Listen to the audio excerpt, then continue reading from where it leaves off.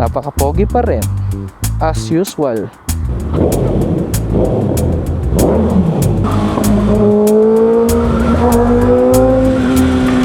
Ay, wala. Abot pala. Abot na. Tiyan mo, ang forma oh. Sana hindi tayo maabutan.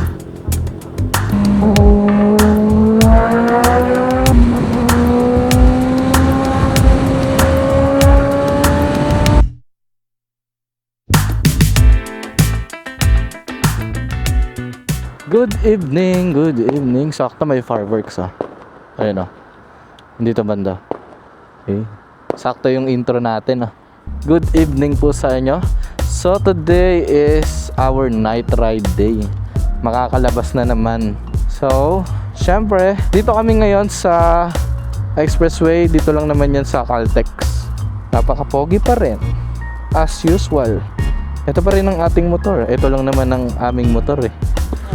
Tonight, wala pa kami naisip na gagawin. Pero may pupuntahan na kami. So, itong vlog na to ay sobrang random lang. So, tingnan na lang natin kung ano yung kakalabasan ng vlog na to. I hope na ma-enjoy nating lahat. Ayun lang. Kung hindi ka naman magja-jacket, masakit sa katawan. So, yun. Pupunta kami na secret. So narinig nyo na si OVR. Ganun siya mag-intro. Grabe no, yung panahon ngayon. Kami dito banda sa Santa Rosa, Laguna, halos hindi sikatan ng araw eh. Wala namang ulan, medyo ano lang, may patak-patak lang konti. Pero yung heavy rain wala naman dito eh. Maano lang talaga siya, makulimlim, walang araw. Yan so ganyan outfit ni OVR. At samahan niyo po kami sa vlog na ito. Let's go. Ay, papagas tayo. Oh, 1 bar na lang. Buti na lang may 7-Eleven dito. Makakapag-withdraw kami. Okay, so magpapagas muna tayo dito. Ito, 95. Kami mag-U-turn, diretso lang kami pa Manila. Opo, dire-dire. Dito. Salamat ha. Sige po, ingat po kayo. Premium boss, full tank. Cash payment tayo sir. Cash. Pwede pala. Para next time, card payment na lang. Okay. Ang per liter pala is 87. Dito yan sa Caltex. So, nakaano tayo? 10.6 liter. Wala, hindi umabot naman ng 1,000. 929 ang ating gas. Full tank na naman ang aming alaga. Ba't kaya ganun, no? Pag full tank, parang ang gaan ng pakiramdam mo. Imbis na dapat bumigat kasi bumigat yung motor mo. Let's go.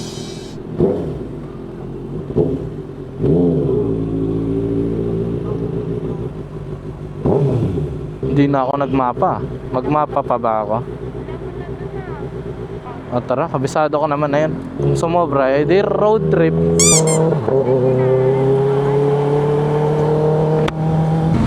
Woo! Sarap magkano ngayon?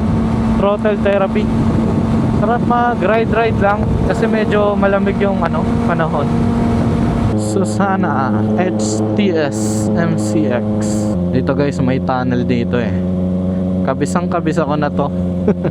Naka ilang ulit na kami dito eh. Daang Harry, keep right.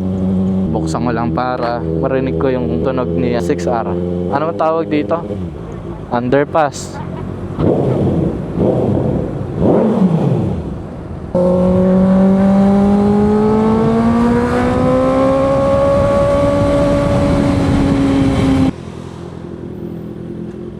Yun, 77.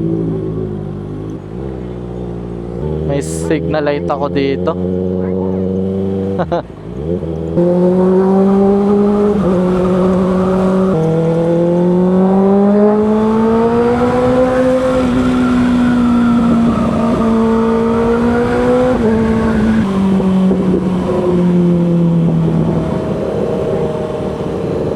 Drive-thru.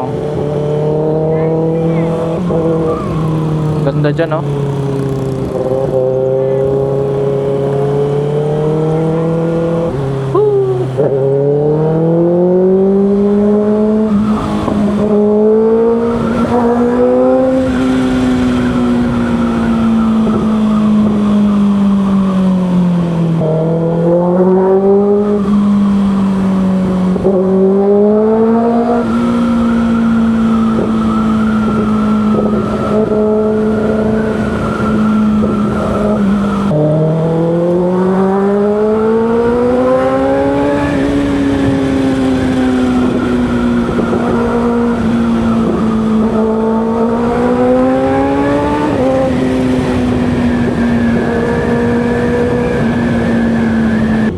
Sarap talagang laruin ni 6R.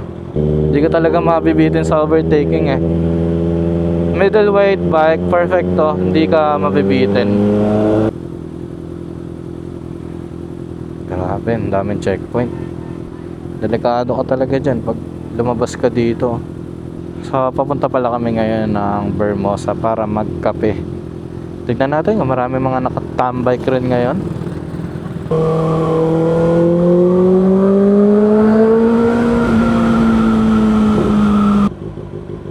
Big bike.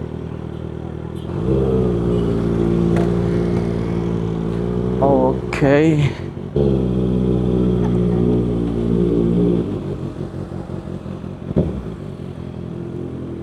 Pwede.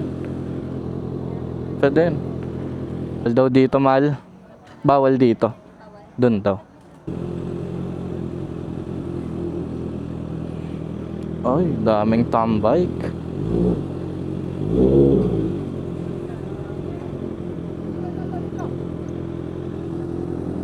Ay, wala. Abot pala. Abot na.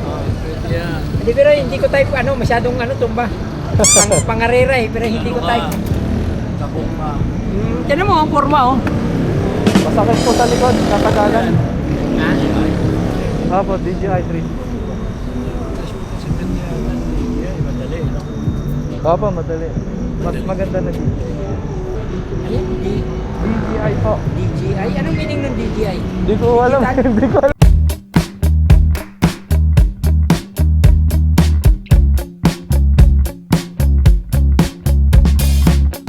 Alright, so tapos na kami. Napakaraming grupo dito. Mga grupo rin ng big bike. Doon yung sa likod natin, mga grupo ng halo-halo sila eh. Tara, let's go, let's go. Maganda dito tumambay kapag meron kayong mga group ride. Ayan, makakapag-usap-usap kayo, meetings.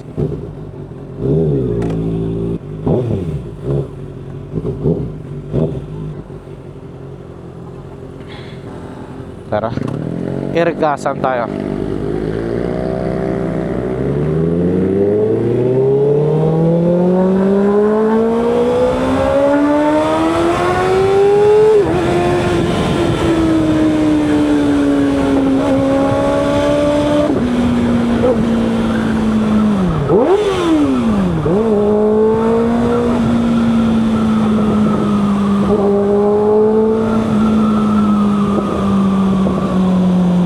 Ulan pa. Naambon. Grabe. Sana hindi tayo maabutan.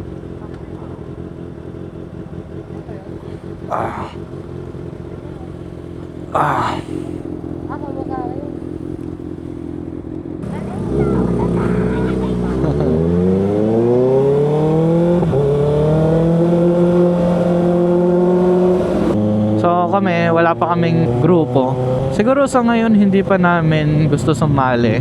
Kasi unang-una wala kasi kaming time. Kasi mostly kasi pag magra-ride lang kami is depende sa oras kung kailan kami free. Siguro soon baka magkaroon tayo ng mga group ride. Pero for now wala pa kaming grupo. Masaya pa kami na kami lang dalawa. Okay naman, hindi naman kami naboboring. Dahil ito si OBR mahilig rin naman sa motor. So pag nag-uusap kami lang rin dalawa, kwentuhang motor. At saka nasanay na rin kami na kaming dalawa lang. Si OBR naman kahit papaano nakakakwentuhan ko about sa motor. Di ba kapag mga grupo, kwentuhang motor yan. Kwentuhang experience yan. Kamusta experience sa naked? Kamusta experience sa adventure? Yan, mga ganyan. So maganda rin pag may grupo. Ang advantage is makakapag-share kayo and malalaman mo anong mga experience nila. Kunwari, pangarap mo magkaroon ng naked or naked big bike user ka na, tapos gusto mo mag-change sa sports. So, yung mga sports bike user, may share nila ano yung mga advantage and disadvantages kapag naka-sports bike ka. And ganun rin sila syempre. Ano experience kapag naked. So kami ay pauwi na. Kami kung san-san lang naman kami natambay. Kung saan rin mga tambayan ng big bike. Ayan, kagaya niyan sa Vermosa. At saka anywhere. Tagaytay. Madalas kami Tagaytay eh. Mapa big bike or scooter man. Naulan eh. Alanganin na ang Tagaytay. Parang maganda dyan, no? Then, kaya ba guys, sa may mga ano dito, solo rider kagaya rin namin, naisipan nyo rin bang mag-group ride? Or okay na kayo sa kayong dalawa lang ni OBR nyo? Kami, sa ngayon, ang mindset kasi namin eh. Unang-una, sinusulit namin na kami lang. Kasi wala kaming ano, nasusunod yung ano namin. Pag gusto namin umistop sa ganitong lugar, hindi gaya ng kapag may group ride ka, meron kayong designated place na pag-i-stopan. Hindi ka pwede umistop basta-basta. Siguro, soon, baka try namin sumali rin sa mga group ride. Ang gusto ko dun, yung ano, sabay-sabay kayo sa daanan, lalo pag mga inline for yung ganito, para kayong bubuyog. Hindi ko pa na-feel yung ganun eh. Pero sa mga napapanood ko sa mga motovlogger, parang ang ganda, parang ang sarap sa feeling ng ganun.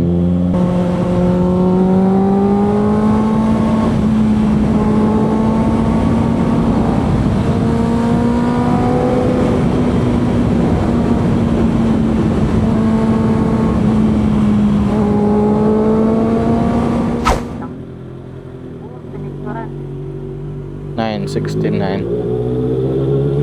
Let's go.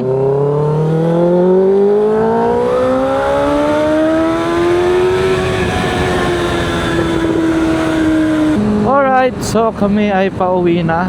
So night ride therapy lang kami.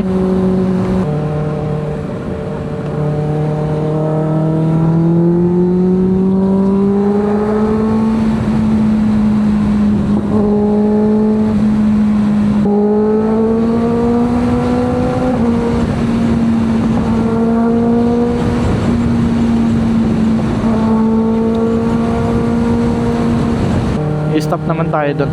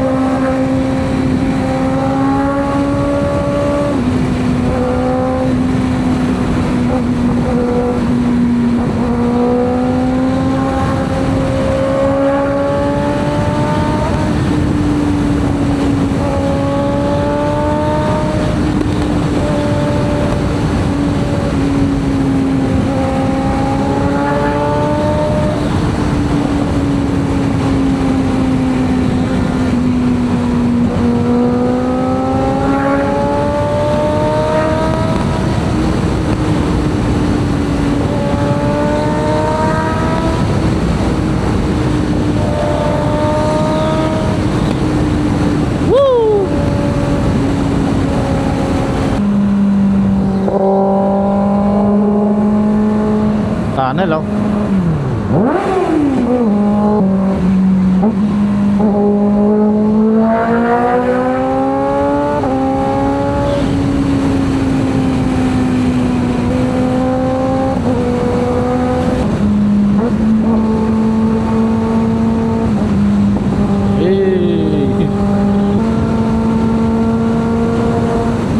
Dito na tayo.